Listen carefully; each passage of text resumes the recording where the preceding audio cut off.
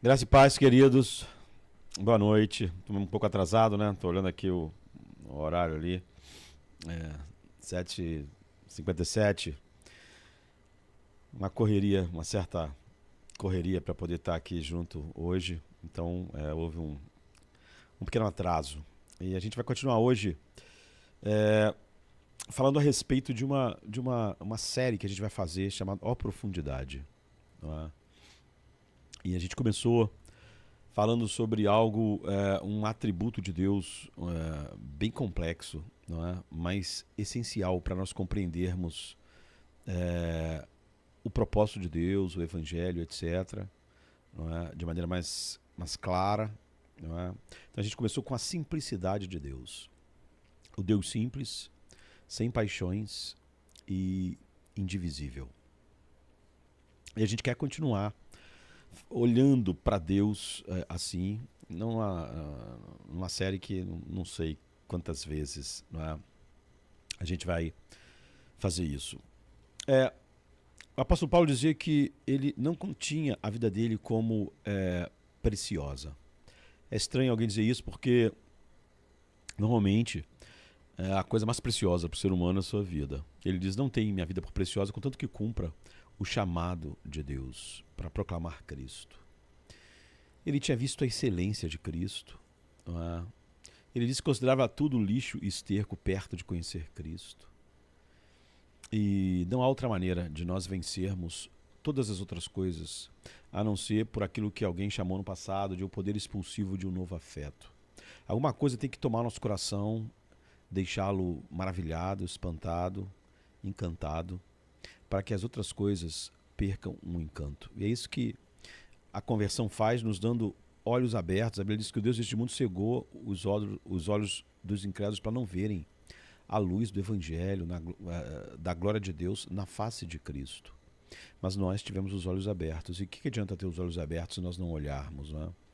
Então, olhar para Deus é o caminho para vencer todos os pecados, ou seja, mortificar os pecados que já foram cancelados na cruz, não é?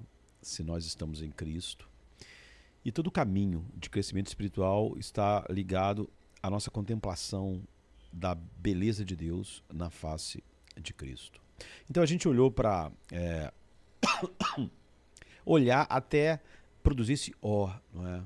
Como Paulo começa ali em Romanos 11:33, ó profundidade das riquezas. Ele começa com um ó, não há palavras para descrever o senso de maravilha. Então primeiro ele começa com um ó. Deve haver um ó assim em nossa alma todo o tempo, e ele deve crescer. Não é? Então hoje a gente quer falar sobre o Deus imutável. A gente falou sobre o Deus simples, sem paixões e indivisível. E hoje eu quero falar sobre o Deus imutável, e aí a gente vai a tanta coisa, né? Mas isso me lembrou que o primeiro sermão, o sermão número 1 de Spurgeon, é a imutabilidade de Deus. É um sermão tão maravilhoso, pregado por alguém de 21 anos de idade, não é? De uma profundidade tão grande. Eu já li tanto esse sermão que eu praticamente decorei a sua abertura, não é? E realmente são palavras de alguém encantado por Deus, que é exatamente o que nós precisamos ser. E um dos textos mais famosos sobre a imutabilidade de Deus é Malaquias 3:6, exatamente onde Spurgeon está pregando o seu sermão número 1, onde Deus diz: porque eu, o Senhor, não mudo, Yahvé, né, que é onde é Senhor. Por isso vós, ó filhos de Jacó, não sois consumidos. E Spurgeon começa a dizer que alguém, não é, já estabeleceu isso, alguém disse que o estudo adequado da humanidade é o homem. E ele diz que não vai se opor a essa ideia, mas que ele acredita que igualmente é igualmente verdadeiro que o estudo adequado dos eleitos de Deus é Deus. E que o estudo adequado de um cristão é a divindade. É ali que o cristão gasta o melhor do seu tempo, o melhor da sua mente, o melhor das suas... É despertado então aquelas afeições poderosas. E Spurgeon vai dizendo que a ciência mais elevada, a especulação mais elevada, a filosofia mais poderosa que pode atrair a atenção de um filho de Deus é bem diferente daquilo que atrai a atenção das pessoas naturais, né? Do homem que não foi chamado por Deus. Os que Dantes conheceu, a esses predestinou, os que predestinou, a esses chamou, os que chamou, esse justificou, e os que justificou, esse glorificou. Então, a atenção, aquilo que atrai a atenção de um filho de Deus, ele diz, é o nome, a natureza, a pessoa, a obra, os feitos e a existência desse grande Deus, a quem agora ele, em Cristo, chama de Pai. É o que a gente está fazendo. É o que Paulo fez nesse ó. Não é? Então, Spurgeon começa a dizer que é algo que expande grandemente a nossa mente na contemplação da divindade, aonde ele se revelou plena e completamente na sua palavra e em seu Filho. Então, é um assunto, ele diz que é tão grande, tão vasto, que todos os nossos pensamentos se perdem em sua imensidão. A gente viu isso na última vez que estivemos juntos, acho que foi na sexta-feira, né? Sobre a simplicidade, um Deus simples, sem paixões, indivisível. Então, os nossos pensamentos se perdem na imensidão tão profunda que o nosso orgulho se afoga. Tá vendo como isso começa a nos santificar e todas as coisas começam a ir para o lugar? O nosso orgulho se afoga nessa infinitude de Deus. E nós podemos abranger e lidar com muitos assuntos. E neles a gente sente uma espécie de autossatisfação, quando a gente é muito bom em algum assunto, né? E a gente começa a seguir nosso caminho com o pensamento, olha, eu sou sábio, eu sou inteligente, eu sou grande, eu sou isso, eu sou aquilo, né? Mas ele diz que quando a gente chega a essa ciência mestre, que é Deus, né? O estudo de Deus, nós descobrimos que o nosso prumo não pode nunca medir a profundidade, é inefável, né? É um oceano que você ia colocando o seu prumo, você nunca ia chegar no fundo. E que o nosso olho, mesmo que fosse de águia, ele diz, não pode ver sua altura, então nós nos afastamos desse conhecimento com o pensamento de que o homem vaidoso seja sábio como uma tolice, não é? Porque, diferente das outras coisas que a gente estuda e começa a se achar sábio, quanto mais tu conhece a grandeza de Deus, você vê que a gente é como, ele diz, um asno selvagem, um mero potro. E com uma exclamação de adoração, a gente diz, eu sou de ontem e não sei de nada. Não é? A gente diz uma profundidade. Então ele diz que nenhum assunto de contemplação tende a humilhar a mente do que pensamentos verdadeiros sobre Deus. E nós seremos obrigados a sentir, grande Deus, quão infinito és tu, que vermes inúteis somos nós, não é? Como Abraão disse, eu que sou pó, não é? Mas enquanto o assunto, ele diz, ao mesmo tempo que esse assunto ele humilha a mente, ele também expande. Tá? E todos que frequentemente gastam tempo meditando em Deus, porque tem um novo coração, uma nova mente e olhos, né, para ver, terão uma mente mais ampla do que o homem que simplesmente se arrasta pelo globo estreito terrestre e todos os assuntos dele dizem respeito a esse pequeno globo. Então o homem, ele pode ser um naturalista e se gabar da sua capacidade de dissecar uma aranha, um besouro, uma mosca e anatomizar um pequeno inseto e organizar o besouro, por exemplo, que são os seres que mais existem, né, em espécies no mundo. Esse mundo é dos besouros. Então, organizar os insetos e animais em classes com nomes, ele diz, quase impronunciáveis. Normalmente assim, né, ninguém acha nenhum nome fácil, né?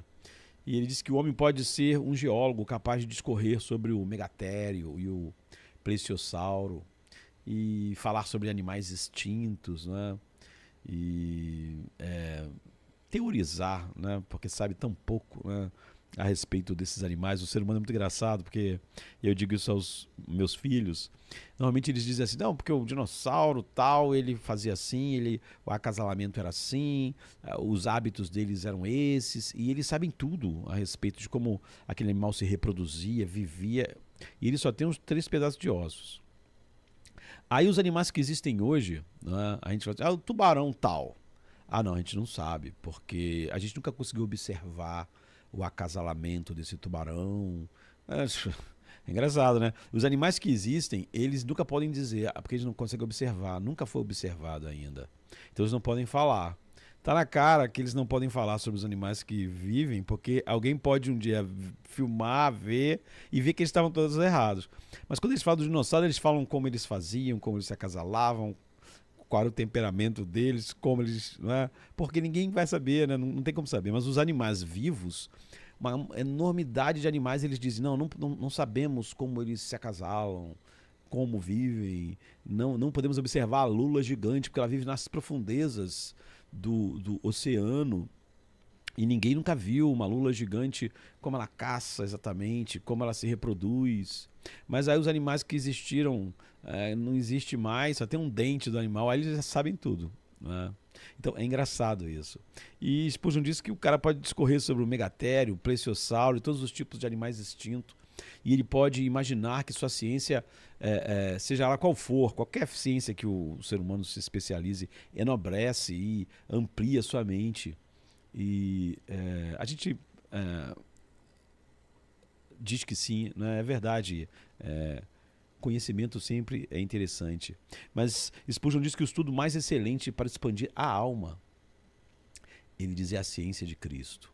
Cristo e este crucificado. E o conhecimento da divindade na gloriosa Trindade. É o que a gente está fazendo, a olhar esse ó profundidade. E Spurgeon diz que nada vai ampliar tanto o intelecto ou engrandecerá tanto toda a alma do homem como uma investigação devota, sincera e contínua do grande assunto da deidade.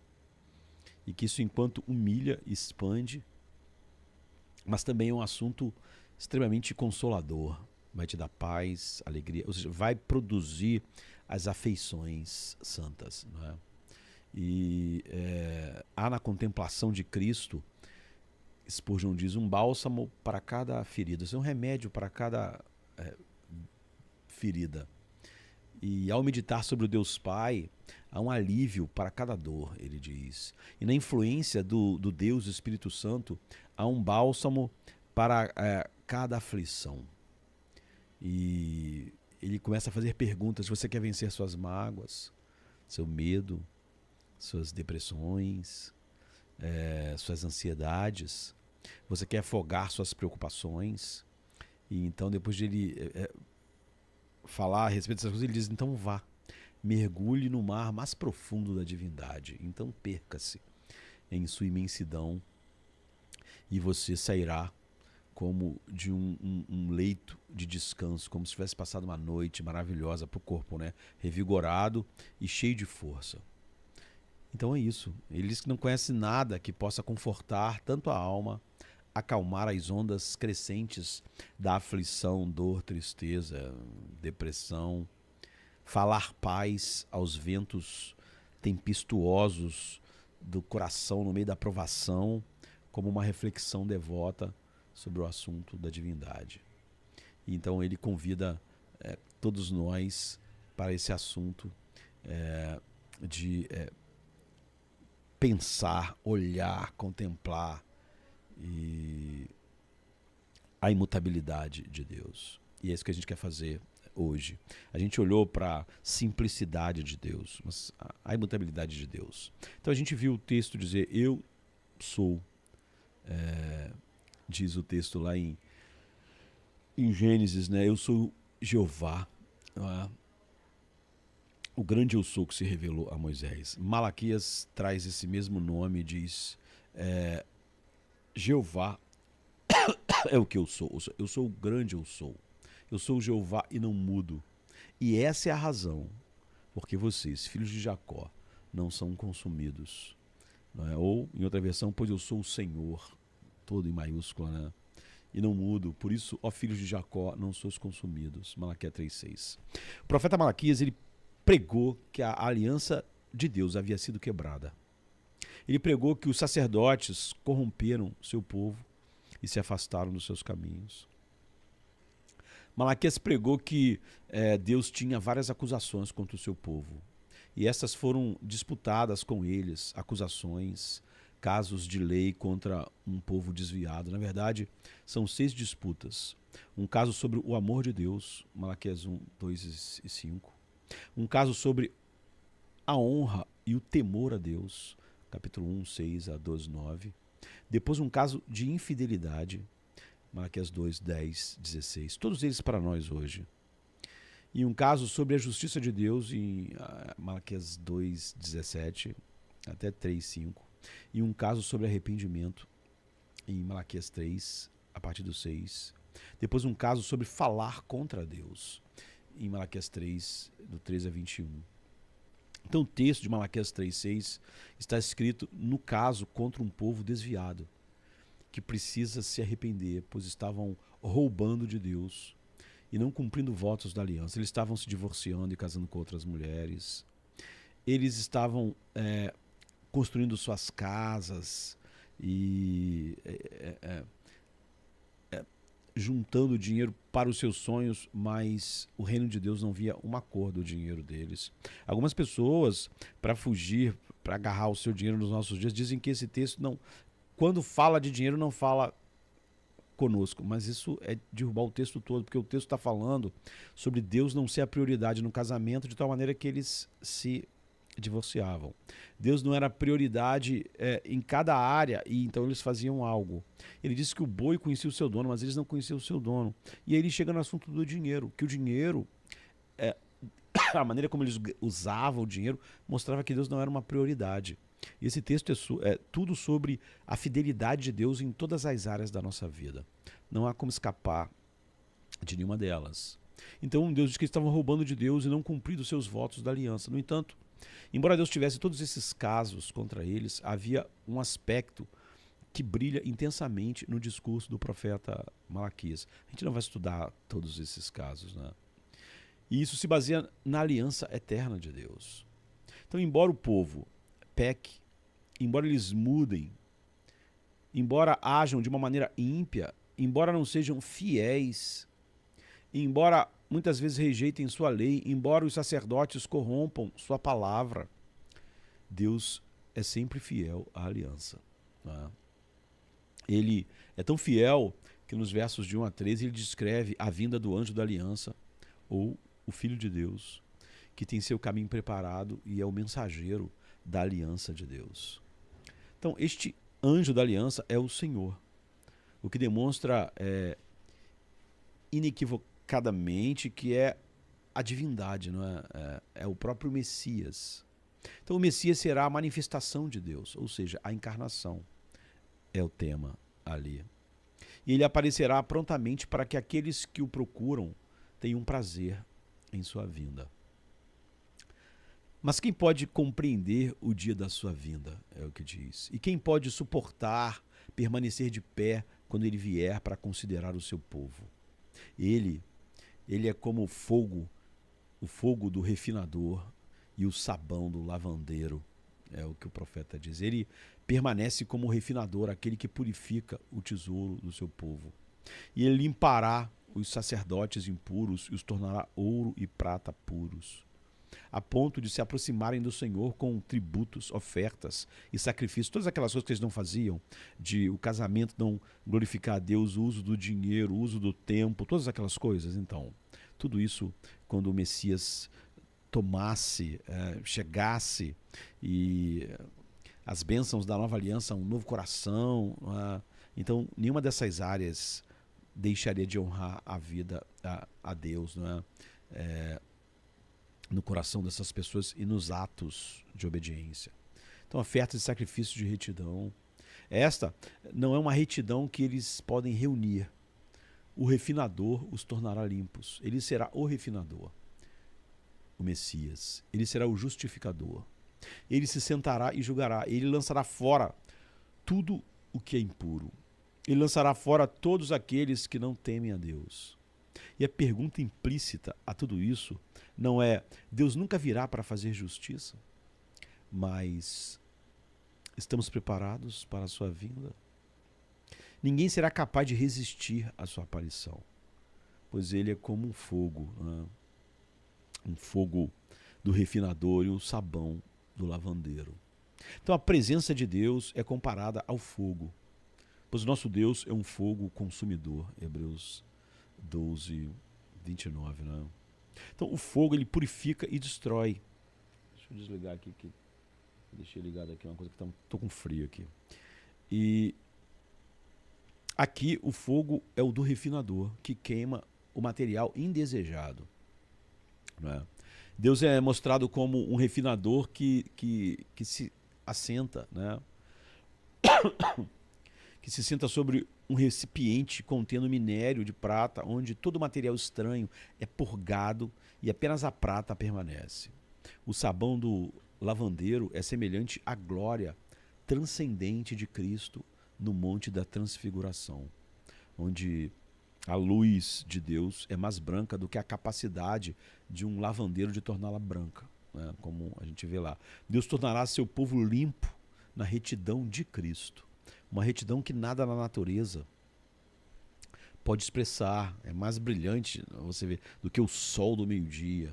Ou seja, nada criado pode, na verdade, manifestar, apesar de a gente usar como metáfora, o que é de verdade. Então, por que ele faz isso? Ele diz: porque eu, o Senhor, não mudo. Não é por causa de vocês. A gente começou dizendo os que dantes conheceu, a esses predestinou, os que esses chamou, e os que chamou, a esses justificou, os que justificou, glorificou até o fim. Por que isso? A razão certamente não está nesses. Né? E ele diz: porque eu, o Senhor, não mudo. Esse fogo, esse Deus de luz, esse Deus simples, sem paixão, partes, como nós vimos, num atributo que muitas pessoas me pediram para falar dele mais e ir mais fundo ainda, pela dificuldade que ele carrega, né? Então esse fogo, esse Deus de luz, esse Deus simples, sem paixões, esse único eu sou, não muda. Sua luz é luz, seu fogo é fogo, e ele é refinador para todos que entram em contato com ele. Então esse versículo não é apenas uma ideia teológica, ele tem uma dimensão muito prática.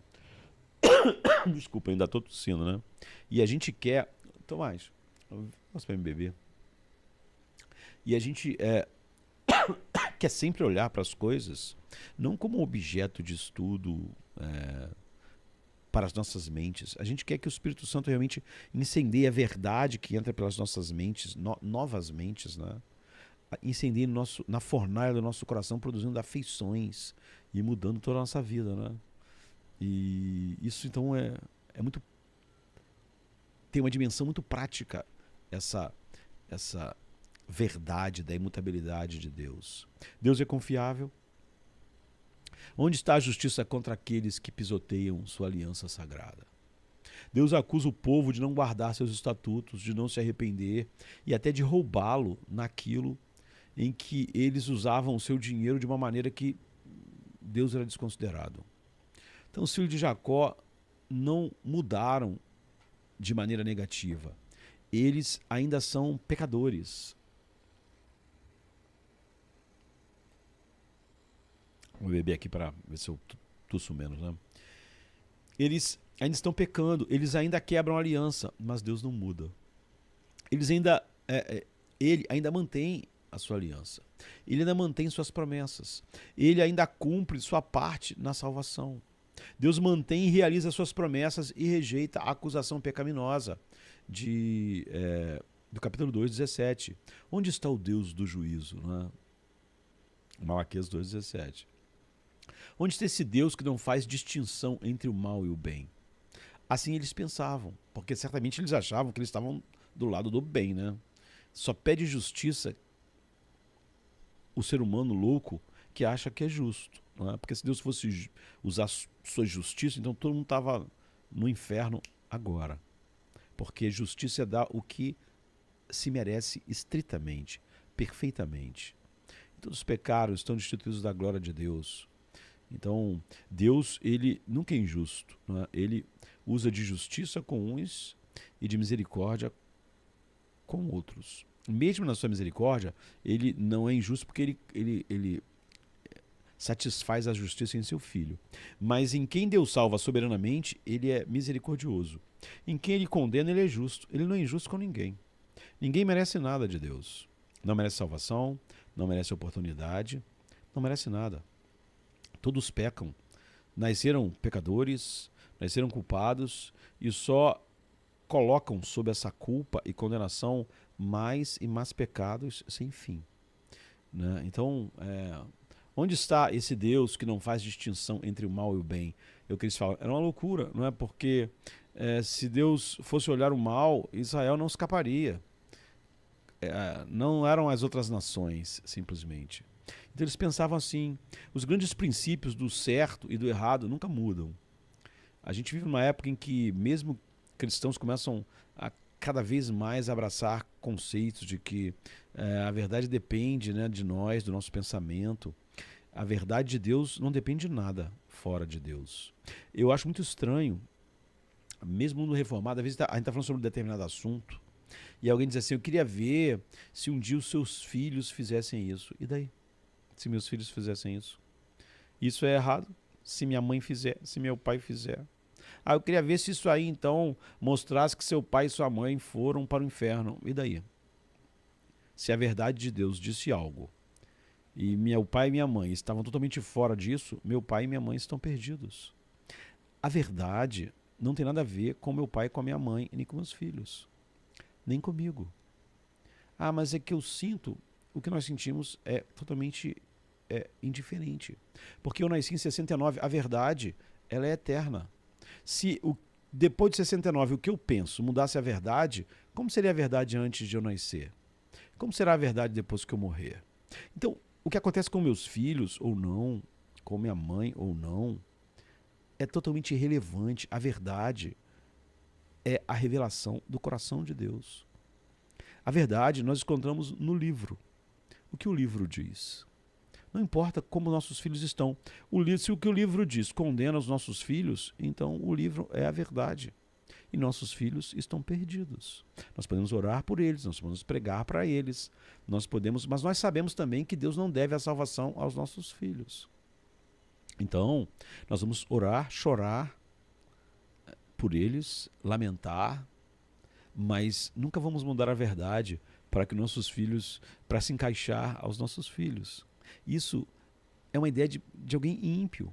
Nossas mentes, nossas experiências, as experiências de quem nós amamos, não molda a verdade de Deus. Deus é imutável. Nada do que acontece no tempo, em ninguém que você ama ou que eu amo, muda a verdade de Deus. Não é? Então, os grandes princípios do certo e do errado nunca mudam. Eles são tão eternos quanto aquele que os deu, porque refletem o seu caráter, que não muda. Deus e sua vontade nunca mudam. Não há necessidade de uma pergunta como essa sobre a justiça. Aqui Deus fala de si mesmo pelo seu nome de aliança, Yahvé, não é? Que expressa a sua natureza inalterável e aliança eterna. O eu sou, que nunca muda, não é? É quem ele é. Porque Deus é imutável, seu propósito permanecerá embora sua igreja seja disciplinada e parte da igreja seja falsa. Mas a verdade não vai mudar para encaixar, porque existem uma quantidade enorme de igrejas que estão pregando o que é falso. Não é? Falsas igrejas. A verdade não muda. Não é? E a verdadeira igreja pode ser disciplinada ao se afastar da verdade.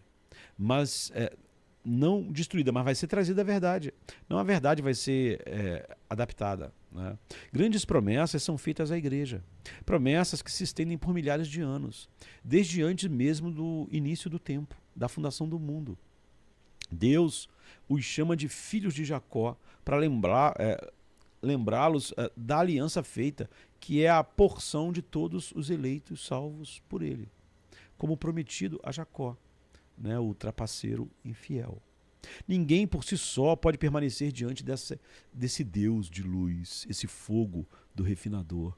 Todos seriam consumidos pela dor de ficar diante de uma luz tão intensa e de um semblante inalterável. Mas como aqueles que se preparam estarão prontos para a sua vinda? Ele é um fogo inalterável. A Bíblia então diz, mas quem suportará o dia da sua vinda? E quem ficará de pé quando ele aparecer? Pois ele é como o fogo do refinador. Malaquias 3:2. Né? Então, e essa pergunta se refere ao Messias que está por vir. Quem ficará de pé quando Cristo vier? Deus é imutável, inalterável em sua essência e vontade. Deus não pode e não muda. Em seu ser simples, como nós vimos a simplicidade de Deus anteriormente, ele permanece o mesmo. Ser inalterável é a perfeição de Deus pela qual ele está isento de toda mudança, não apenas em sua essência, mas também em suas perfeições, assim como também em seus propósitos e assim também como em suas promessas. Ele é inalterável e sua vontade é inalterável. Sua palavra é inalterável.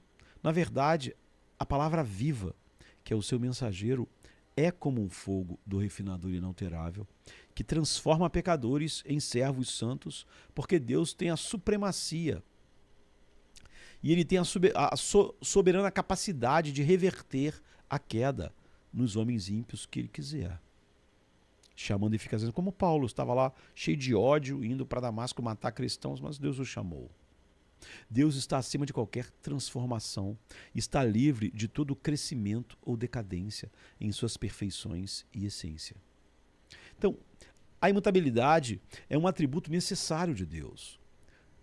Como uma observação adicional, a gente pode argumentar que a imutabilidade, a inalterabilidade pode ser considerada sem ser uma perfeição em Deus.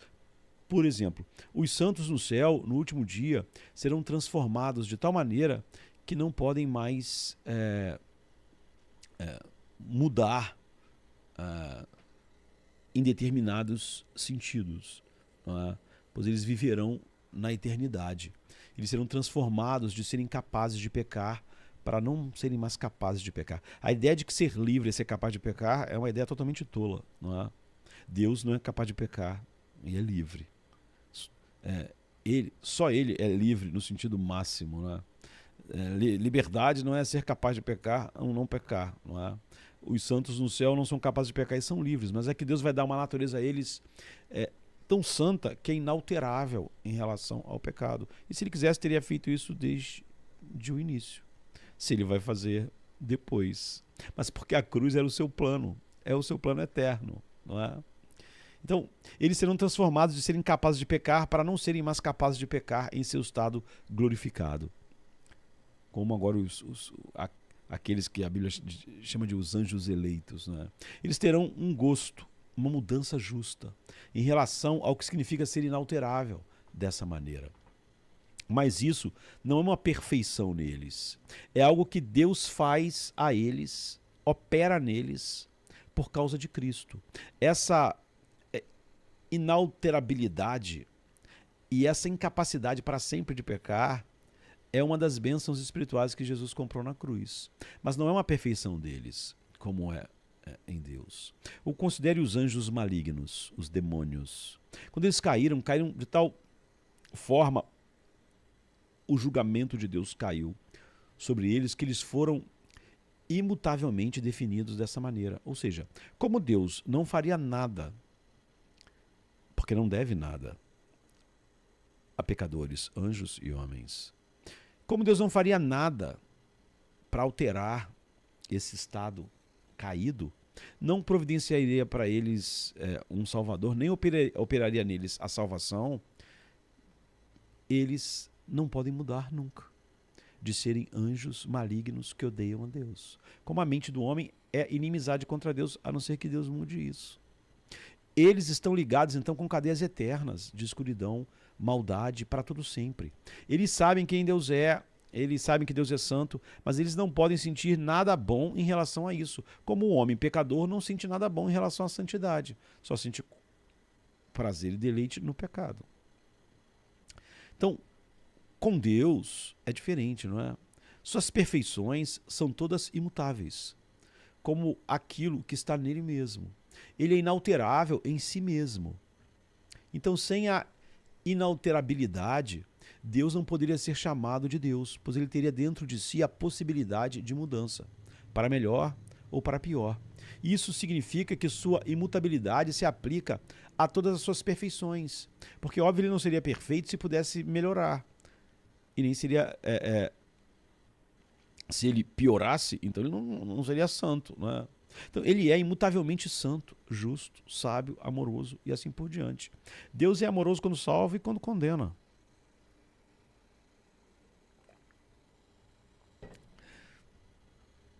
Tudo que ele faz é o resultado que ele é. Se ele pudesse mudar, isso significaria que Deus não era tudo o que ele é, que ele ainda tinha potencial, que ele podia alcançar algo ainda. Né? O ser humano, nós, temos um potencial sem fim, porque para sempre a gente vai estar crescendo, ficando mais sábio, por eras sem fim. Mas Deus não tem potencial. Ele é o que é. Não é? Não há, quando você tem potencial é porque você não atingiu ainda, então você tem um potencial para crescer. Não é? Então Deus,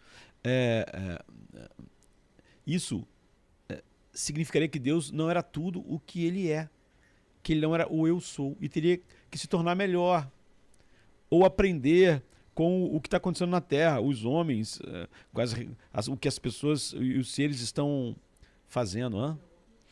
Eu tô tomando, não, agora não, depois taxa café para mim. Qualquer coisa que se torne não é Deus. Isso significaria que ele poderia mudar sua vontade, por exemplo, a qualquer momento, para compensar alguma irregularidade dentro da sua mente, em constante flutuação, que está sempre se tornando algo novo. A mente de Deus está sempre se tornando algo novo por causa das coisas que estão acontecendo. Então, talvez ele descobrisse algo novo que não sabia antes. Talvez ele experimentasse algo novo que não experimentou antes. E então melhorasse com isso. Mas tal ser não pode ser chamado corretamente de Deus. Pois Deus é muito, muito claro. Eu, o Senhor, não mudo. A imutabilidade ela é a eterna singularidade da essência divina de Deus e de todas as suas perfeições. Então, ele mantém a negação absoluta de toda mudança, seja ela qualquer que seja, não é?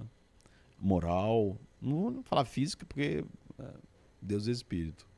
Então, há uma ampla prova bíblica abundante a respeito disso. Existem muitos trechos famosos que se referem ao ser de Deus como aquele que é imutável. Deus disse de si mesmo, não é? No texto em questão, não é aqui, Malaquias 3,6, eu, o Senhor, não mudo. Isso deveria resolver a questão. Acabou a discussão. Não é? Mas se houvesse só esse verso na Bíblia toda, já seria suficiente. Não é? Mas não. Até o ímpio Balaão disse em Números 23:19, Deus não é homem para que minta, nem filho do homem para que se arrependa. Porventura, tendo ele dito, não o fará, ou havendo falado, ele não cumprirá. Números 23:19 também, ou Êxodo 3,14 diz, e Deus disse a Moisés, eu sou o que sou, eu sou o que sou. É o nome pelo qual ele se deu a conhecer a Moisés. Um nome que transmite não apenas a ideia de autoexistência e independência, mas também de imutabilidade. Eu sou o que sou eternamente. Eu nunca fui outra coisa, ou serei outra coisa. Ele sempre é o que é. E o que pode e o que ele é, melhor dizendo, não pode ser outra coisa senão o que ele eternamente foi e é e será. Então o Salmo 102:27 diz, mas tu és o mesmo e os teus anos nunca terão fim. Deus na verdade não faz anos, não está no tempo, mas o ser humano, como a gente viu quando olhamos a simplicidade de uma maneira mais complexa e difícil ainda, né? O ser humano só pode usar linguagem humana. Não é? Então, quem realizou e fez isso, chamando as gerações desde o princípio? Eu, o Senhor, o primeiro, e com os últimos, eu sou eles. Isaías 41:4. Ou então, vós sois as minhas testemunhas, diz o Senhor, o meu servo, a quem escolhi, para que saibais e me creiais, e vocês possam entender que eu sou Ele. Antes de mim, Deus nenhum se formou, e depois de mim, nenhum haverá. Maravilhoso, não é? Isaías 43:10. E ele diz que mudaram a glória do Deus incorruptível em semelhança da imagem do homem corruptível, e aves, e quadrúpedes, e répteis, em Romanos 1:23. Incorruptível, Deus que não muda, não é?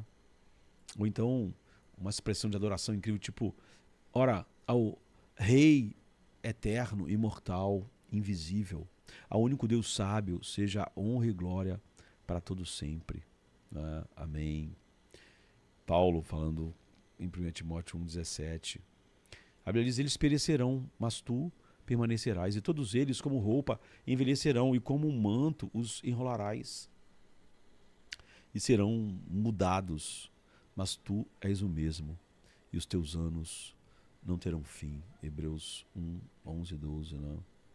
Tiago 1:17 compara o caráter de Deus aos corpos celestes dos planetas, onde ocorrem sombras e movimentos. Mas com Deus não há mudança alguma, né? Nem sombra de variação. Mesmo Cristo é o mesmo ontem e hoje e eternamente. Hebreus 13:8. Deus é inalterável, rocha dos séculos. Tá? Não há santo como o Senhor, porque não há outro fora de ti. A rocha, rocha nenhuma há como o nosso Deus. 1 Samuel 2:2. Então Deus é como as montanhas de bronze, conforme descreve Zacarias 6. Então, pense nas considerações teológicas sobre a imutabilidade. Elas são necessárias porque Deus é Deus, ele deve ser inalterável. Ele possui tudo o que a verdadeira divindade deve ser, e dessa forma é perfeito em todos os aspectos e não pode mudar para ser diferente. Então Deus sempre é Deus. Portanto, se Deus é inalterável, então sua vontade é inalterável. Isso significa que ele deve apenas realizar o que desejou realizar. Ou seja, aquilo que ele quer fazer e o que ele decretou fazer, o que ele planejou fazer. Esse é o seu decreto. O que ele decretou na eternidade. Se ele pretende a salvação de todos os homens, então todos os homens serão salvos. Se essa for a sua intenção. Mas se não for, não serão. Não é? Se ele pretende a salvação de alguns homens, então alguns homens são salvos. Se essa for a sua intenção. Se ele pretende chamar todas as pessoas e convertê-las pelo chamado eficaz do Evangelho, então, por necessidade, ele deve fazer o que prometeu na aplicação do Espírito Santo na chamada interior a todos, se fosse essa a sua intenção. Se ele pretende oferecer o Evangelho a todos os homens, então ele deve enviar pregadores a cada homem que já viveu. Ele não fez, não é? Povos, nações viveram sem nunca ouvir nada sobre Cristo. Todo mundo que viveu na América, aqui onde a gente vive, antes da chegada dos europeus, nunca ouviu falar nada sobre Cristo. Deus não devia nada a esses homens. A Bíblia diz que quem sem lei pecar, sem lei perecerá. Por quê? Porque eles mesmos são lei para eles mesmos. A gente pode explicar isso depois, como tudo isso funciona, né? Mas você vê, ele não deve às pessoas a oportunidade de ouvir a respeito de Cristo, e ele não fez.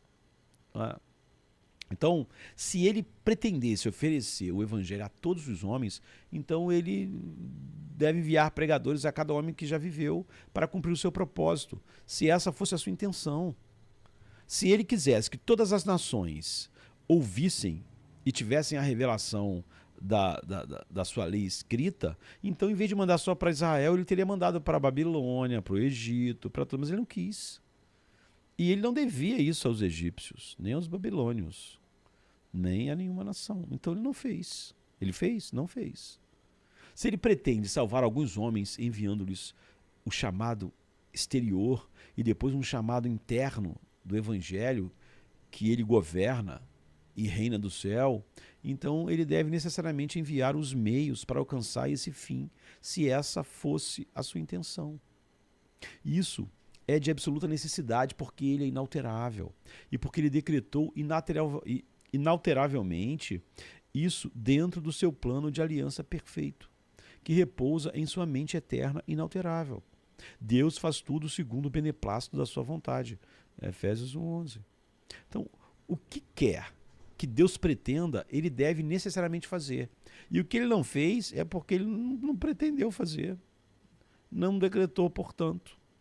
Isso o impede de voltar atrás em sua natureza e em sua intenção. Isso significa que Deus não é um benfeitor hipócrita ou um doador relutante de seus dons. Ele não dá um presente e depois pede o presente de volta. Ele não chama alguém eficazmente e depois não. Os que dantes conheceu, a esses predestinou, os que predestinou, a esses chamou, os que chamou, a esses justificou, os que justificou, a esses glorificou. Ele não dá algo, né, e tem que depois, por mudar de ideia, pedir de volta. Ele não concede uma bênção e depois retira essa bênção, porque ele não mudou a sua mente. Ele não pretende a salvação, depois nega a obra de salvação nas pessoas.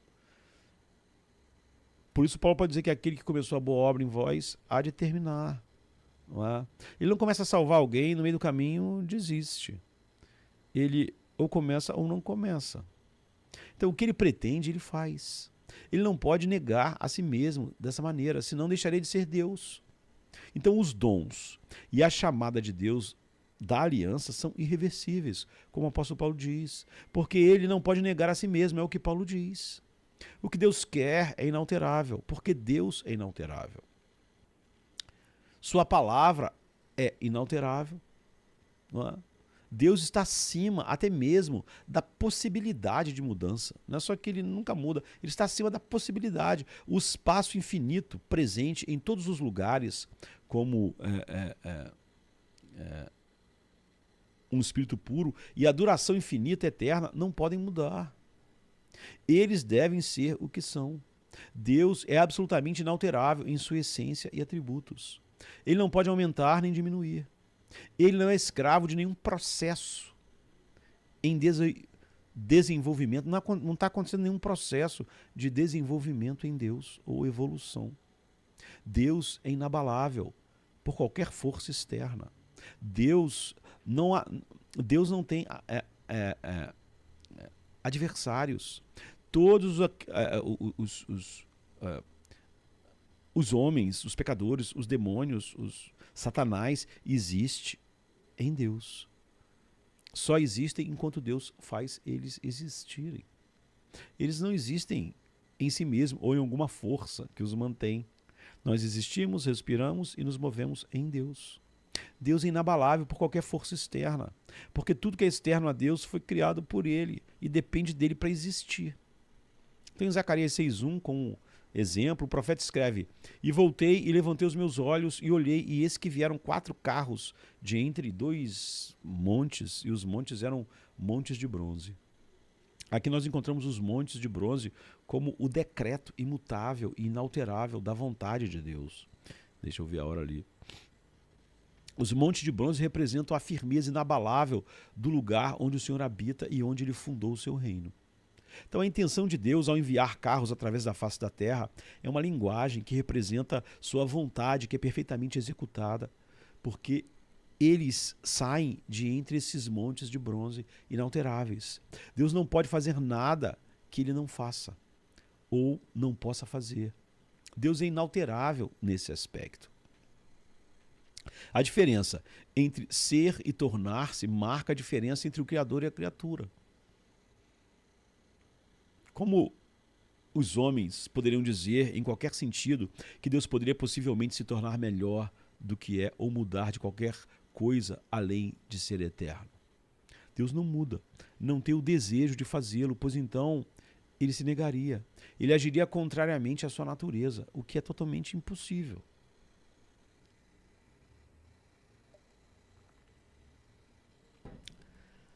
A imutabilidade de Deus afeta todos os seus atributos. Ele é, por exemplo, inalterável em seu conhecimento. Embora o conhecimento e a vontade de Deus sejam pontos a serem tratados em outro dia, não é? Esse é um apontamento útil. Deus é inalterável em sua vontade e propósito. As pessoas são volúveis e elas mudam de ideia o tempo todo.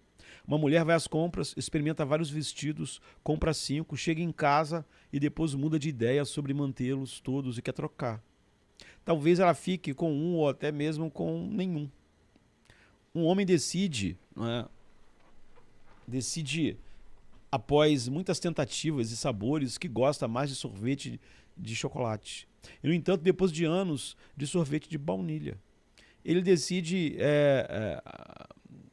um dia experimentar outro sorvete de pistache, que agora para ele é o melhor. Deus não muda de ideia como as pessoas fazem. O seu conhecimento não é mutável. Ele não está fazendo experimentos, experimentando coisas novas. Não é? O que quer que Deus decida é inalterável e está estabelecido para toda a eternidade.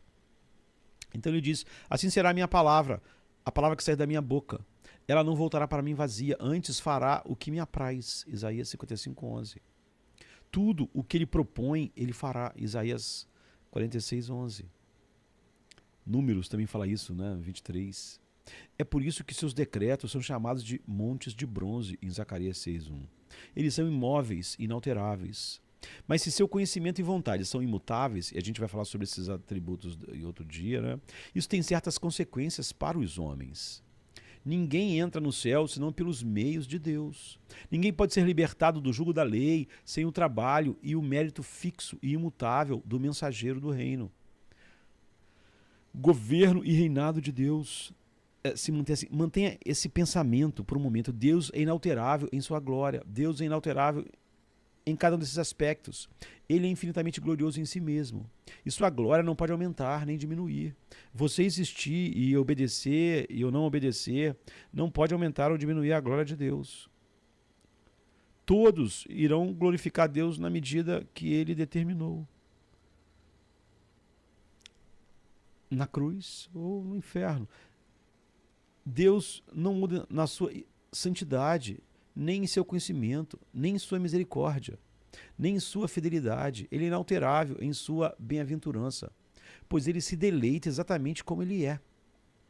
Ele não tem frustração.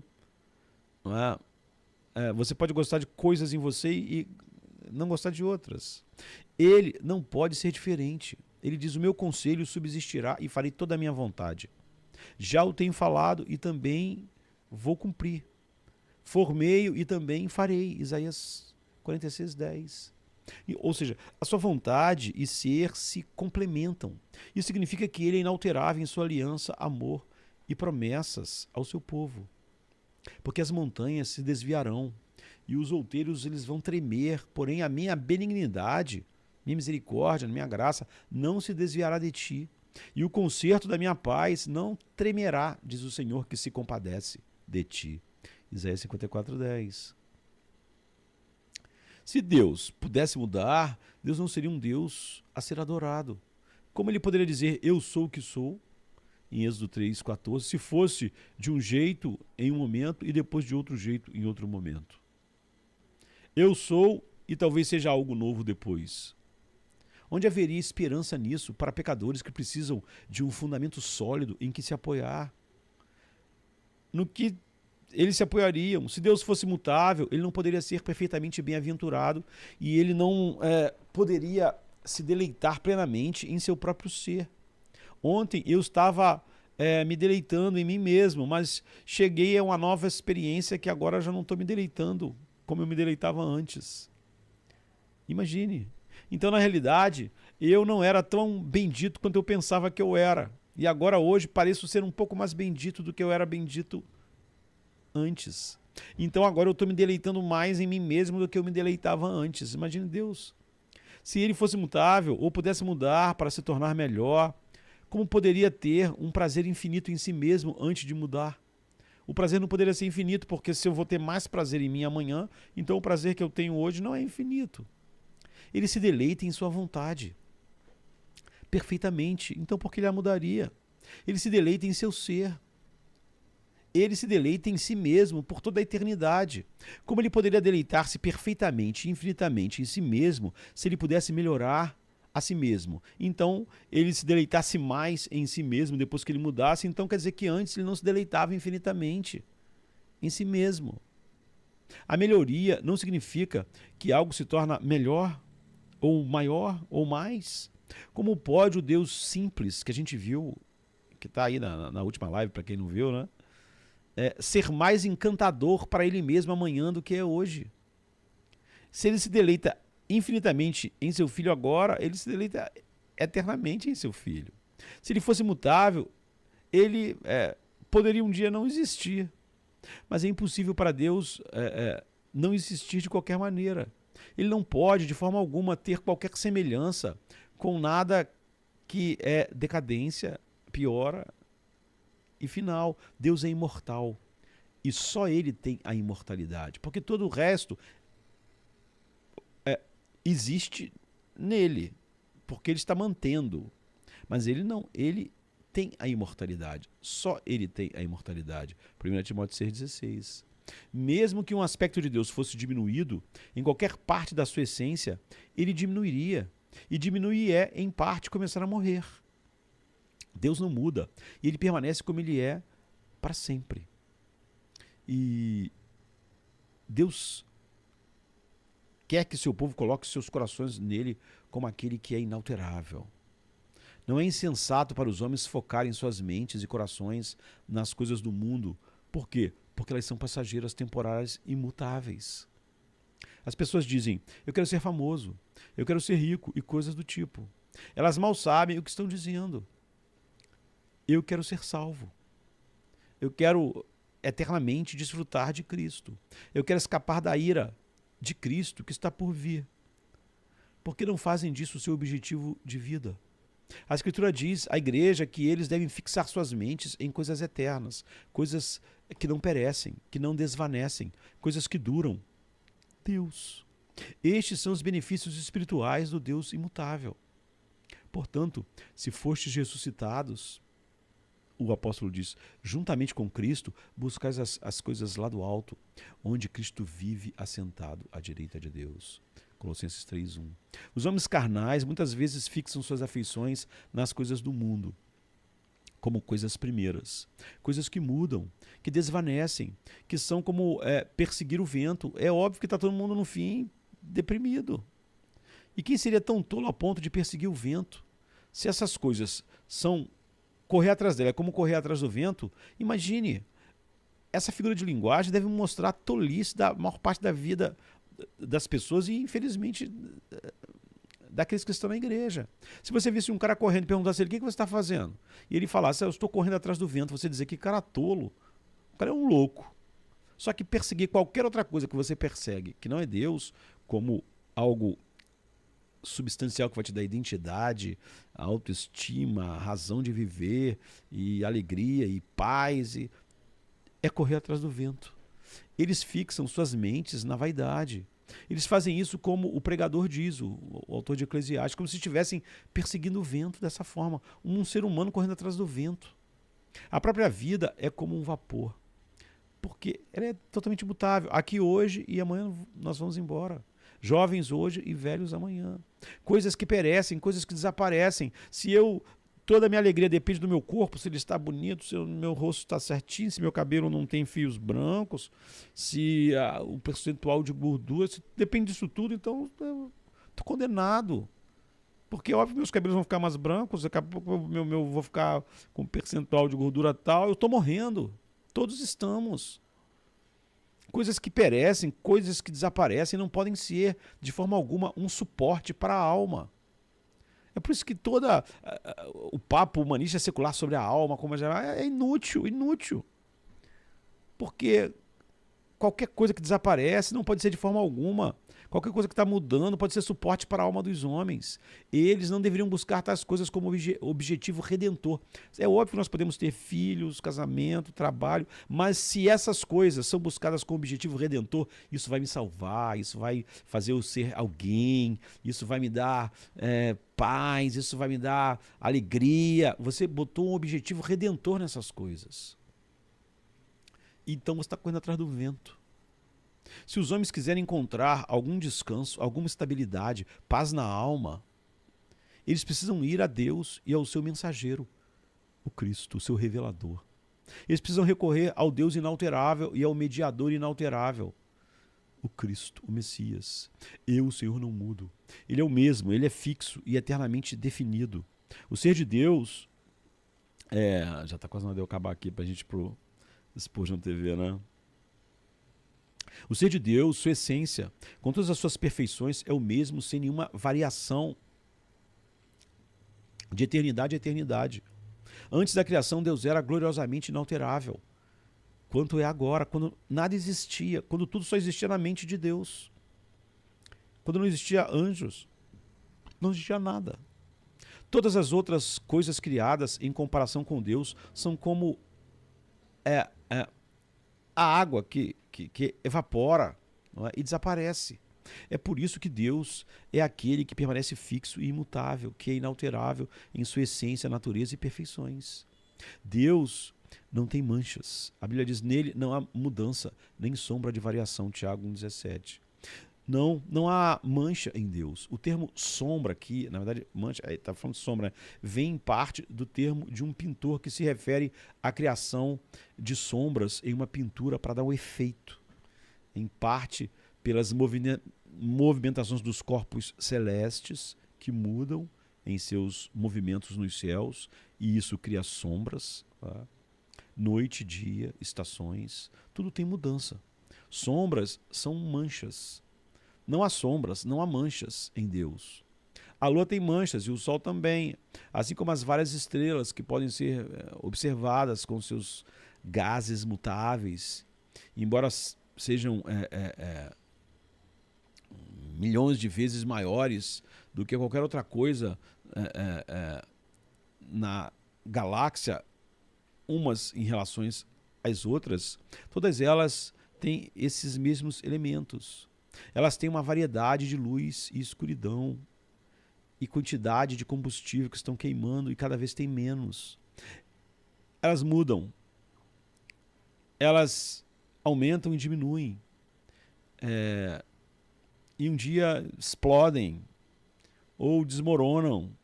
Tais sombras não têm lugar no Deus eterno que não possui manchas nem mudanças. Stephen Charnock, que é um puritano que eu acho que melhor escreveu a respeito dos atributos de Deus, ele disse, mesmo considerando isso, nada pode obscurecê-lo ou eclipsá-lo, como está em Daniel 6,26. Então ele diz, ele é o Deus vivo e firme para sempre. Jesus, ele disse em Mateus 5,48, portanto, sede vós perfeitos, como é perfeito o vosso Pai Celestial. Jó 35, 6, 7 diz, se pecas, que lhe fazes? Teu pecado pode fazer algum mal a Deus. E se tuas transgressões se multiplicam, o que você causa a Deus? Agora, se tu é obediente e justo, o que lhe dás? Ou o que ele recebe das tuas mãos? Algumas pessoas pensam que Deus fez os homens, a criação e o mundo porque estava solitário e que os homens afetam de alguma forma esse Deus em sua alegria, deleite. Ele é bendito em si mesmo. Não, ele é inalterável, eternamente bendito e satisfeito em si mesmo. Deus deseja que seu povo se firme na base e numa base que não pode ser abalada. Ele deseja que nós clamemos, lava-me, ó rocha, que é mais alta do que eu. Leva-me para tu mesmo, no Salmo 61. Isso significa ser levado à rocha, as montanhas de bronze que não podem ser movidas. Agora, isso é importante. Falando pragmaticamente, é muito importante. Deus é imutável em sua aliança, o que significa que a palavra de Deus é de uma verdade eterna e constância imutável. Esse é o contexto da própria declaração de Deus sobre sua essência, quando ele diz que não muda, para que os filhos de Jacó não sejam consumidos pelo fogo do refinador. Essa palavra de Deus, que é imutável e constante, é a aliança do Evangelho.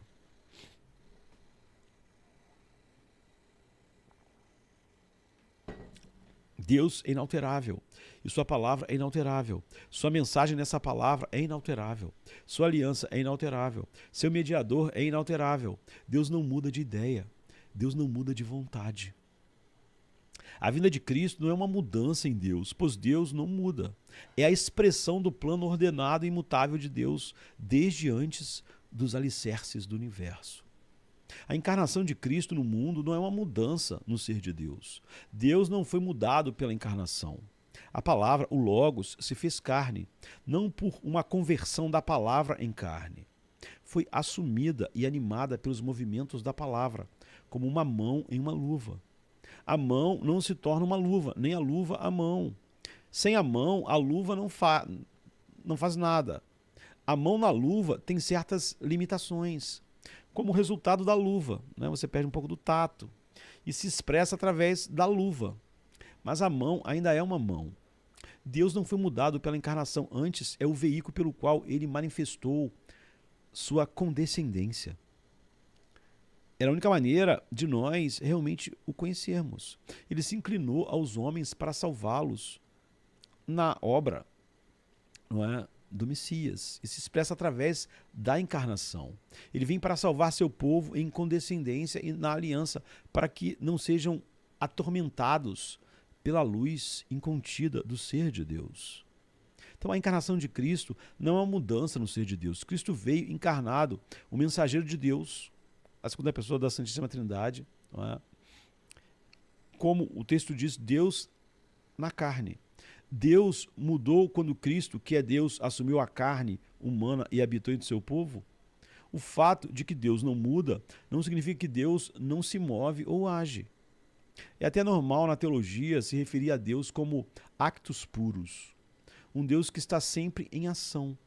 Deus está em relacionamento com os homens, todos os homens e todos os seres que ele criou, em algum tipo de relacionamento.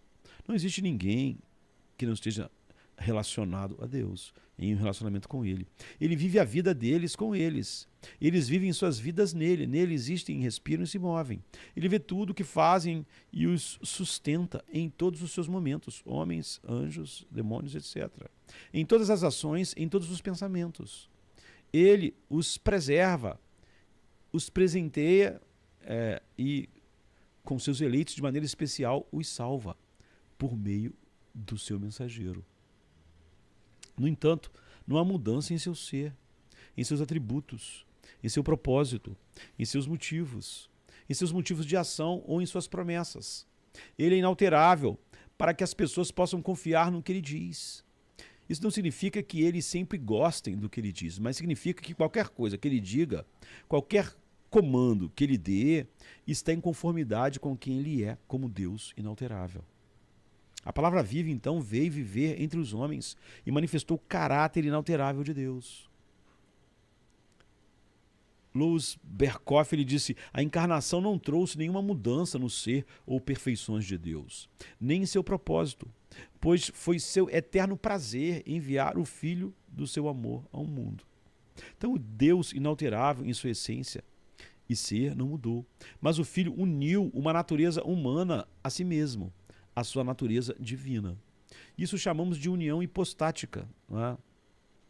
Qual é a cola que faz com que a natureza humana de Cristo seja unida à essência divina do Filho? Há muitos mistérios que não estão contra a lógica, mas são mistérios profundos. Coisas que Deus não viu adequado explicar, mas que não são ilógicas. Não é? Esse é um mistério que Deus não permitiu que sua igreja entendesse plenamente. O que é revelado pela Escritura é que a palavra se fez carne e habitou entre nós. O Logos de Deus animou a natureza humana do Cristo. Não é? E por meio dessa natureza humana interagiu com seres humanos e para seres humanos, para a glória do Pai. 100% Deus, 100% homem. Até essa natureza humana morreu em uma cruz por seu povo, por seus pecados, enquanto o Logos trabalhava nessa natureza humana. Não é? A segunda pessoa da Santíssima Trindade, como ser Deus, a sua essência, não pode morrer, ele é o Deus imutável. Então, a essência imutável de Deus não morreu quando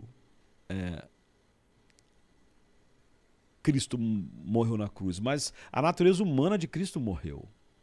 É por isso que quando a ceia do Senhor é realizada, não é um erro dizer que o sangue derramado por seu povo é verdadeiramente o sangue de Deus, por assim dizer, falando como homens. A própria encarnação é uma manifestação do trabalho da aliança de Deus em seu mediador e mensageiro da aliança. Deus está ativo em sua obra. Ele está ativo em seu mensageiro que manifesta o Pai e o declara na pregação da palavra.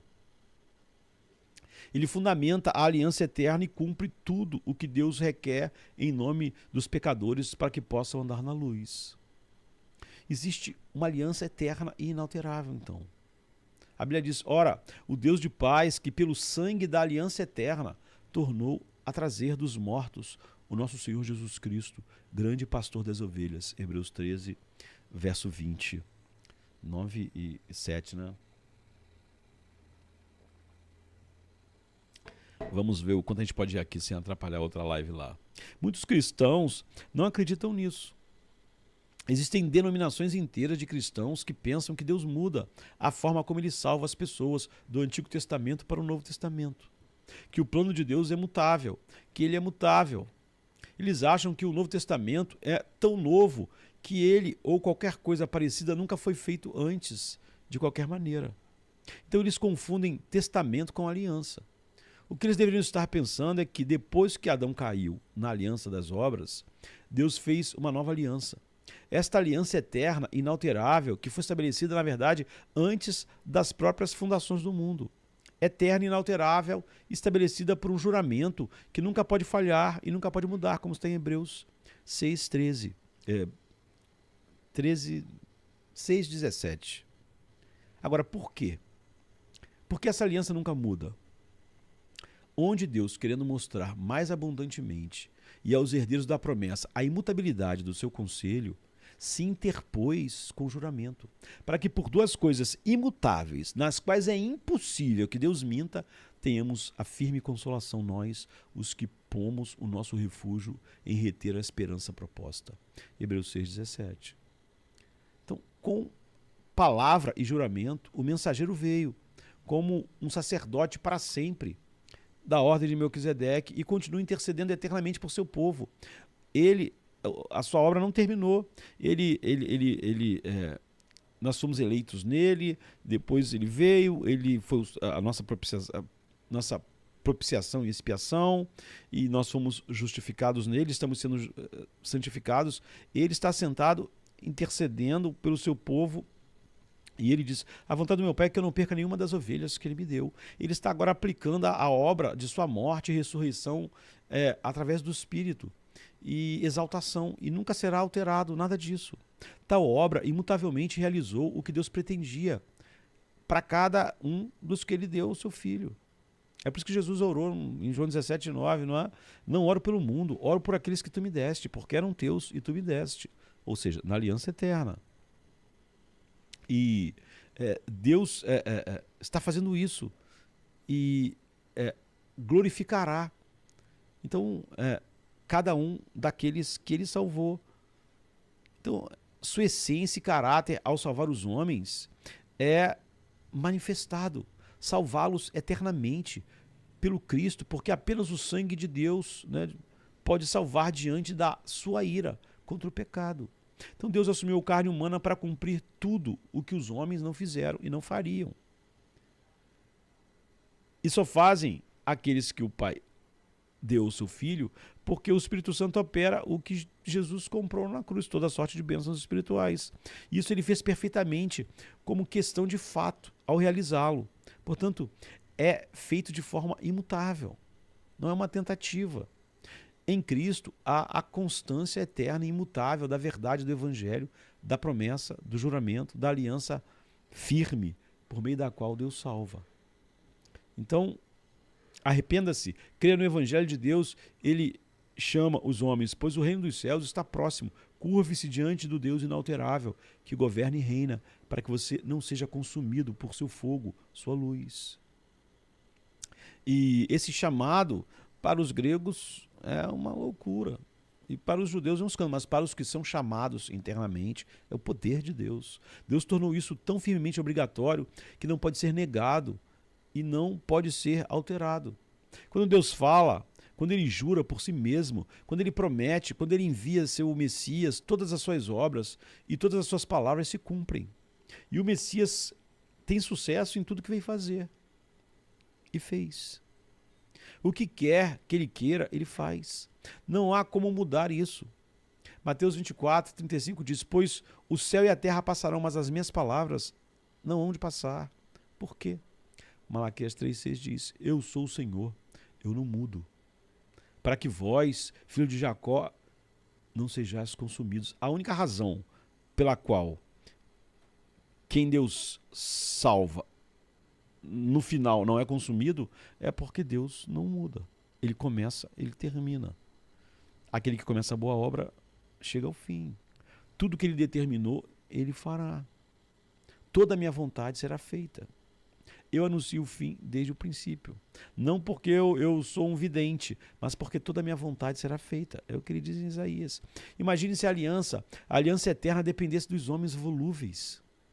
Imagine se a salvação estivesse nas mãos da vontade dos homens. Os homens, como pecadores, são volúveis. Em si mesmos, pessoas terríveis. E são tudo o que são em Cristo. E eles são mudados de um grau de glória para outro em santidade? São, porque o Espírito Santo está fazendo isso. Aplicando as bênçãos espirituais compradas em Cristo. Ninguém jamais seria salvo se não fosse assim. Quem poderia permanecer de pé diante da santidade de Deus? Essa aliança é chamada nas Escrituras, praticamente falando, surgindo dessa palavra de juramento de Deus, de consolação eterna. A nossa salvação é uma consolação eterna. Consolar as pessoas, às vezes, é difícil. Uma morte, uma perda ou algo assim, algo trágico e terreno, são providências difíceis e sombrias.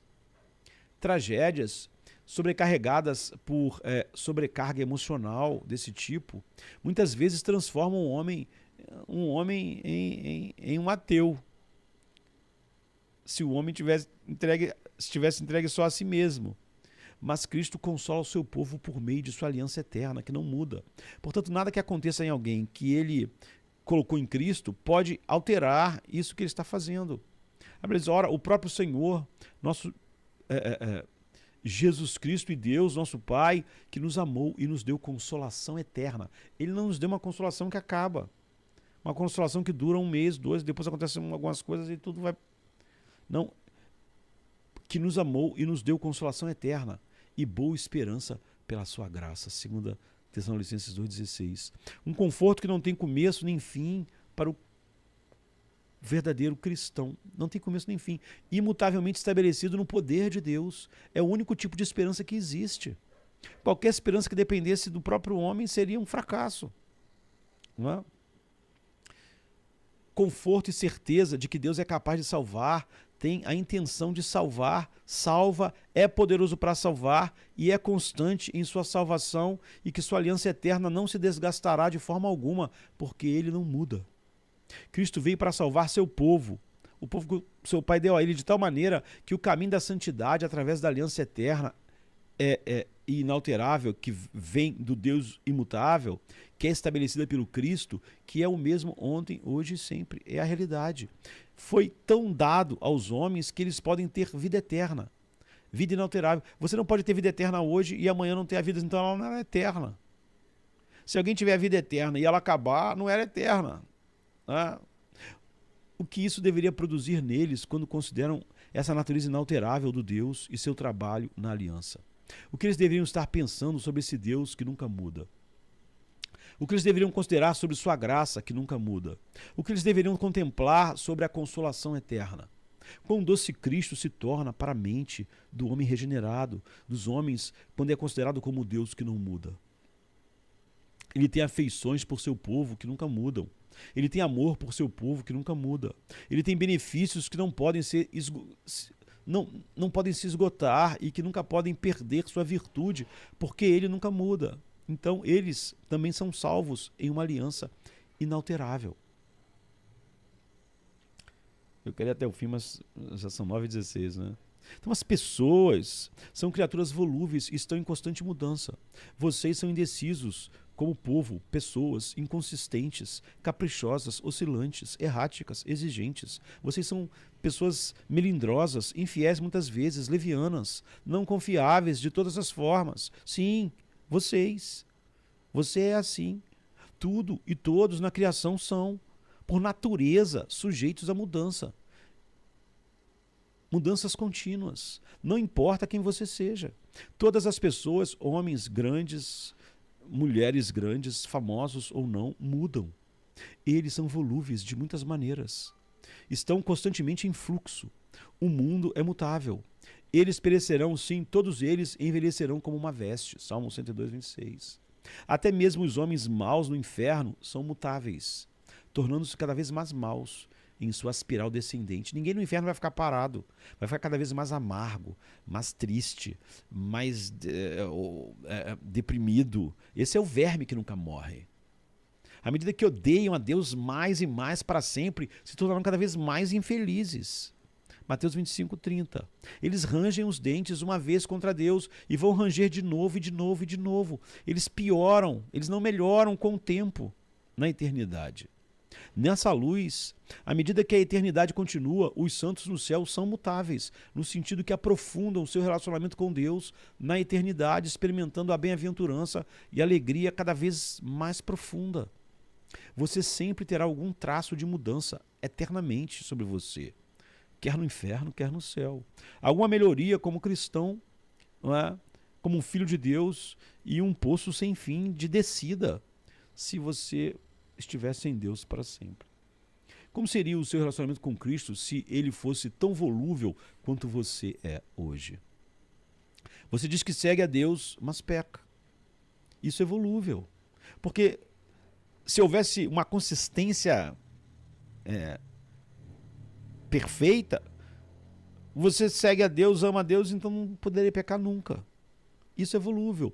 Você deseja agradá-lo, mas não o faz como gostaria. Hoje talvez você não tenha agradado a Deus como você queria. Como diz Romanos 7. Você muda de ideia como o vento. Basta ler Eclesiastes, você é distraído por muitas coisas mundanas te distraem. E se Deus fosse sujeito a mudanças assim, igual você é? Ele ouviria a sua oração? Ele se importaria com a sua oração? Ele se importaria com as suas orações específicas?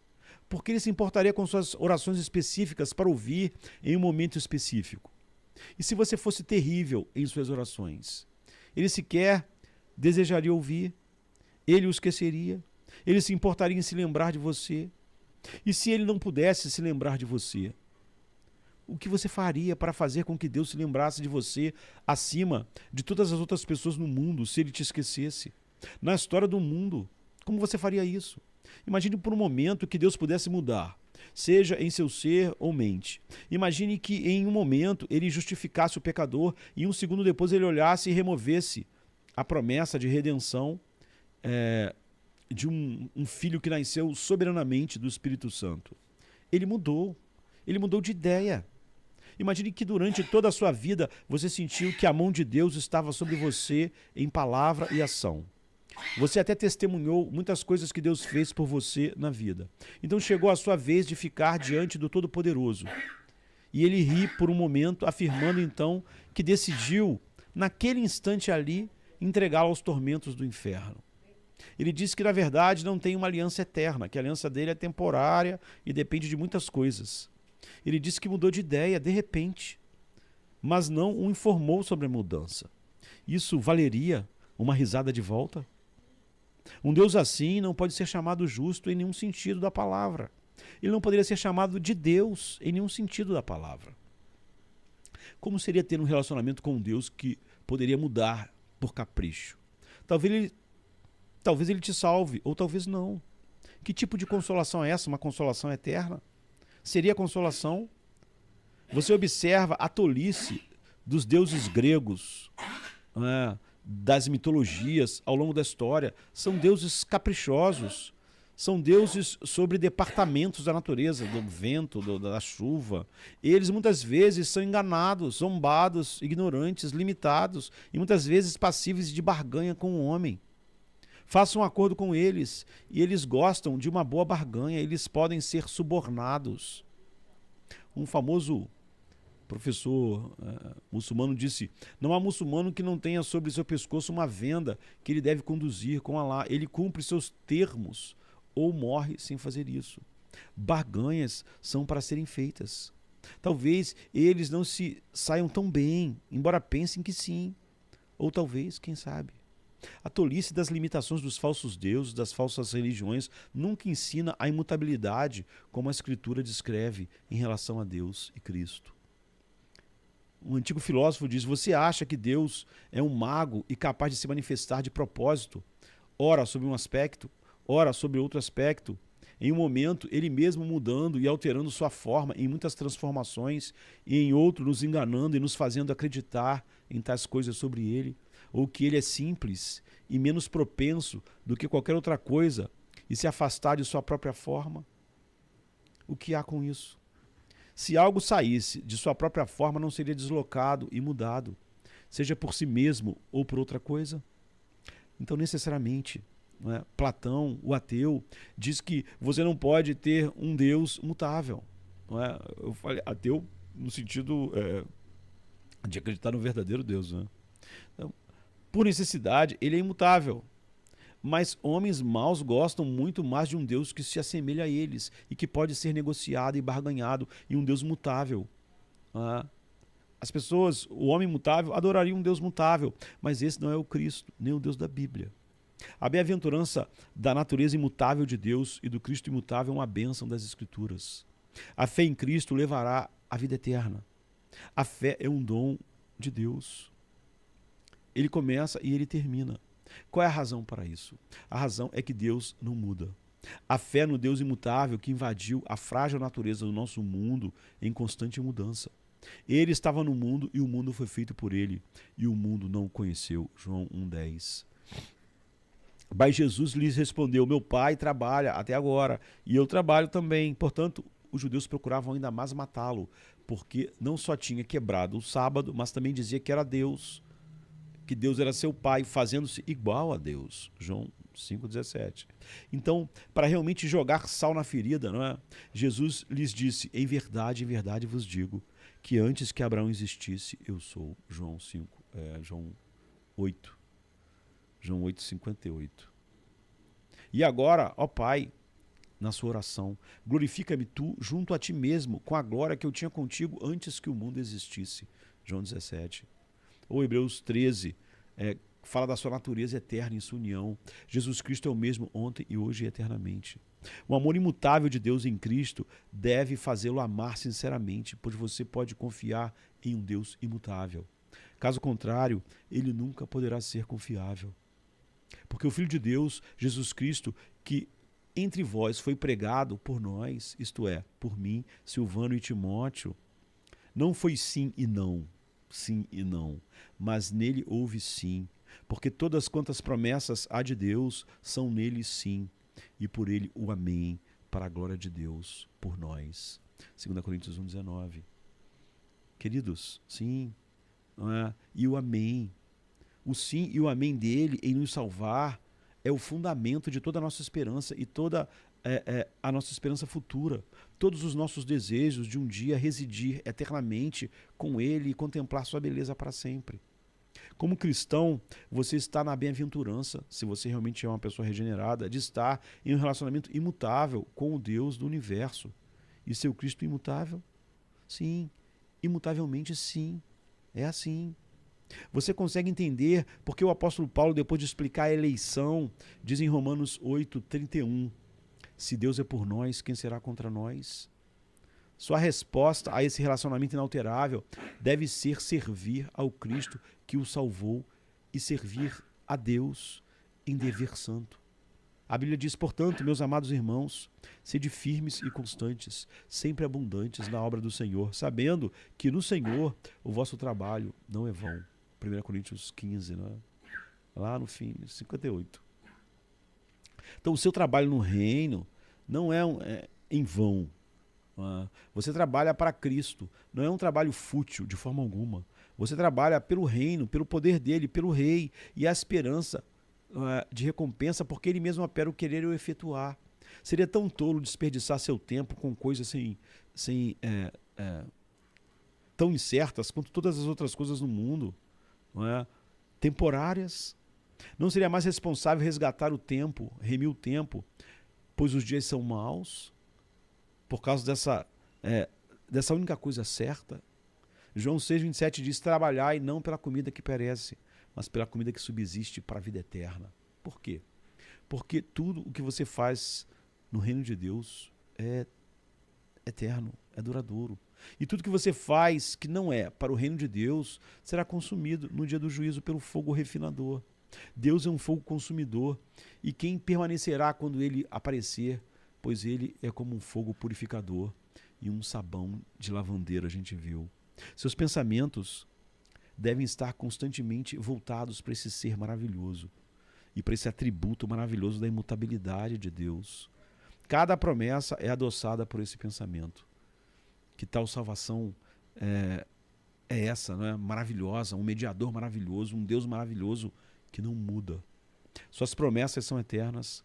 O propósito e o conselho de Deus para você como cristão são imutavelmente eternos. Não importa o quanto as pessoas sejam sinceras ou prometam algo a você, elas têm pouco poder para fazer a maioria das coisas acontecerem. E elas não sabem o que vai acontecer, e provavelmente a palavra delas não vai poder ser cumprida. Elas podem ter a intenção de fazer algo bom para você, mas que poder elas têm para evitar um ataque cardíaco no próximo passo?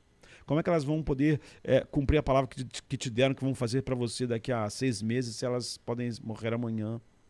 Ou um aneurisma que as mata antes que a próxima respiração se complete? O que são as promessas de homens volúveis em comparação com as promessas do Deus inalterável para você? Todas as promessas de Deus, então, em Cristo, não são sim e não, mas nele são sempre sim. E nele, amém, em 2 Coríntios 1,20. Ele é o Senhor que não muda, Malaquias 3,6. Ele é o Pai das luzes, em quem não há mudança nem sombra de variação, Tiago 1,17. Portanto, aplique constantemente as promessas à sua alma, enquanto pensa nelas, que elas são para você e que elas são imutáveis. O mensageiro é o mesmo ontem, hoje e para sempre, como está em Hebreus 13,8. Com seu evangelho para a sua alma, isso porque o nosso Deus reina, e isso imutavelmente. Mesmo se somos infiéis, ele permanece fiel, pois de maneira alguma pode negar-se a si mesmo, 2 Timóteo 2,13. Isso não foi um refrigério para Davi quando Deus fez sua aliança eterna, ordenada em todas as coisas? Porque Deus colocou Davi em seu coração, mesmo se Davi caísse, ele podia discipliná-lo como um pai, mas o traria de volta. As promessas imutáveis da aliança de Deus, do Evangelho, sempre permanecem firmes e inalteráveis, porque Deus é imutável. E eu tenho um aviso para você, sabe, nesse finalzinho: o destino dos ímpios é que Deus não muda. A tragédia do destino dos ímpios é exatamente essa. Da mesma maneira que é uma bênção para os que ele salva. A esperança não existe no inferno. A esperança é esmagada no inferno. Deus não mudará. O julgamento não mudará. A sentença não mudará. Não há esperança de liberdade depois de muitas eras. Aqueles no inferno sabem que é para sempre, onde o verme não morre e o fogo não se apaga, como Jesus diz em Marcos 9,44. Então, você espera entrar no céu simplesmente morrendo? Isso é impossível. Deus não mudará a justiça. Quando a gente morre, nada acontece. Ou estamos em Cristo ou estamos fora de Cristo. A morte mesmo não opera nenhuma mudança em nós. Deve haver evidências de que que o amor de Cristo nos constrange. Um morreu por todos, logo todos morreram para aqueles que vivam agora para Cristo. Eu não posso não haver essas realidades na minha vida, não viver para Cristo, não ter Cristo como meu deleite, meu consolo, meu tesouro. Mas quando eu morrer, vai ser não. Os homens prestarão a Deus tudo o que devem a Ele de acordo com sua lei imutável. E isso para sempre. A imutabilidade de Deus exige que os transgressores estarão debaixo do juízo assim, porque eles não atendem os requisitos necessários de Deus. Perfeição, que só está em Cristo. E esse Deus é imutável. Então a Bíblia diz, mas os transgressores serão destruídos juntos, e o fim dos ímpios será cortado. Salmo 37, 38.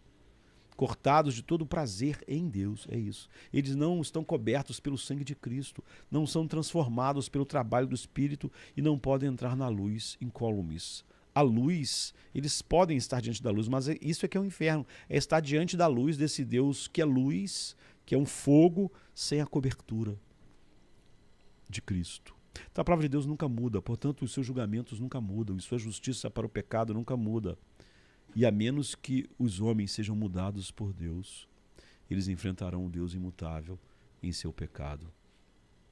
E a maldição de sua lei ainda permanece em pleno vigor, poder e virtude, disse Matthew Henry, um dos grandes puritanos, né, sobre tais pessoas. Ele não muda e exigirá a recompensa imutável que eles nunca poderão pagar. Tudo será justiça, e isso para sempre, ou a cruz ou o inferno. A imutabilidade é um terror para os incrédulos. Criminosos esperam que quando cheguem ao juiz, a um tribunal, encontrem de alguma maneira uma saída, ou haja uma quantidade de anos em que possam ser livres. Aqueles que odeiam a Deus e não têm prazer em tudo que Cristo é, ou que Deus é para nós em Cristo, eles serão assim inalteravelmente, se não forem mudados agora. Quem ficará de pé quando ele aparecer? Ele é como fogo refinador, disse o profeta Malaquias. Eles vivem como se Deus não existisse. O nome disso é impiedade. Então, viverão para sempre, diante da existência de Deus, mas Deus não vai existir para ele como o Consolador, porque estar diante de Deus sem a cobertura do seu Filho é o mesmo Deus diante do qual os que estão gozando deleite nele estão experimentando. O Deus não está mudando. Eu estou em Cristo ou estou fora de Cristo. Deus é imutável. Da mesma maneira que a luz que flui dele é o sol, não é? E o esplendor, para mim, essa luz é o fogo consumidor. É a mesma. Não é uma coisa diferente. A diferença é que eu estou sob a cobertura de Cristo e o outro não. Ele é o Deus eterno. Você vê, há muitas aplicações que nós poderíamos fazer agora, mas você pode fazer isso. Você pode pensar nessa perfeição de Deus, não é? Na sua imutabilidade, até que esse saia verdadeiramente cada vez mais profundo da sua alma, não é? E ver que essa beleza, ela, como a gente viu na simplicidade, ela não é... A gente só divide as coisas assim para a gente, na nossa mente, poder contemplar essas faíscas da glória de Deus. Mas é uma coisa só, não é? E Deus nos enche cada vez mais do seu Espírito para que, ao olharmos para essa beleza em sua palavra, ela realmente nos transforme de um grau de glória para outro. Então a gente vai olhar para mais dessas perfeições, porque quanto mais beleza em Deus nos encanta, mais nós somos transformados, e mais a gente diz, ó, a profundidade das riquezas.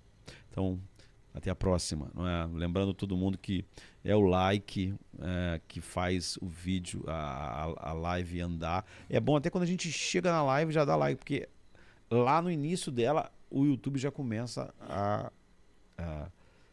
oferecer ela. Se a gente fizer só no fim, só vai fazer no fim. E quem não é inscrito, se inscrever. E amanhã, se Deus quiser, às 7h30, né, mais cedo do que hoje, a gente vai estar aqui falando sobre algum tema desse. Quem sabe continuando mais uma perfeição ou um outro tema. Mas a gente vai voltar muito nesse tema, sempre com essa mesma capa, esse mesmo assunto. E agora a gente vai lá para o Spurgeon TV. Né? Então, quem quiser continuar olhando um pouco mais para esse Deus, é só passar para lá. Daqui a alguns minutos a gente começa lá e passa mais um tempinho se deleitando assim em olhar a beleza de Deus na face de Cristo. Então, fiquem com Deus. Que Deus possa abençoar cada um de nós e nos dar um coração cada vez mais faminto pela sua beleza. Amém, queridos? Amém. Até a próxima, se Deus quiser. Amém.